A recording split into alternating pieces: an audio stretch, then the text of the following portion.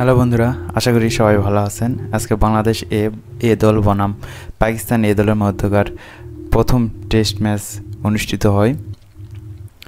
সেখানে বাংলাদেশ এদিন বৃষ্টির কারণে খেলা একটু দেরিতে শুরু হয় এবং বাংলাদেশ প্রথমে ব্যাটিংয়ের সিদ্ধান্ত নেয় এবং বাংলাদেশ প্রথমে ব্যাট করে তারা খুবই বাজে অবস্থায় পড়ে যায়।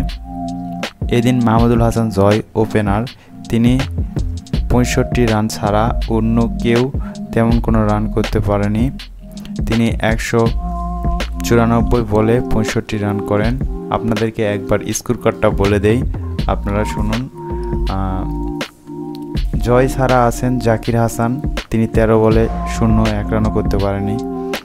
এছাড়া 3 নম্বরে এনামুল হক বিজয় 62 বলে 7, মমিনুল হক 20 বলে 11, মুশফিকুর রহিম 49 বলে 14, শাহাদাত হোসেন 4 বলে 0, নাইম হাসান 11 বলে 0, তানজিদ হাসান সাকিব 33 বলে 5, রেজা করেন 10,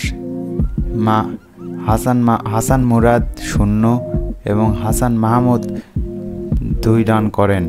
এছাড়া এক্সট্রা থেকে এসেছে 8 রান, ফলে বাংলাদেশের টোটাল রান সংগ্রহ দাঁড়ায় 122 রান। বাংলাদেশের সংগ্রহ 122। এই দিন খেলা বৃষ্টি হচ্ছিল, খেলা দেরিতে শুরু হয় এবং বাংলাদেশের খেলা মাত্র 44.3 ওভারে খেলা শেষ হয়ে যায় এবং বাংলাদেশ 122 রানে অল আউট হয়। তো বন্ধুরা, আপনারা সাথেই থাকুন, কালকে কি ঘটে কি হয় আমি আপনাদেরকে আপডেট জানাবো। আমার চ্যানেলটি সাবস্ক্রাইব করে আমার সঙ্গেই থাকুন। সবাইকে অনেক অনেক ধন্যবাদ।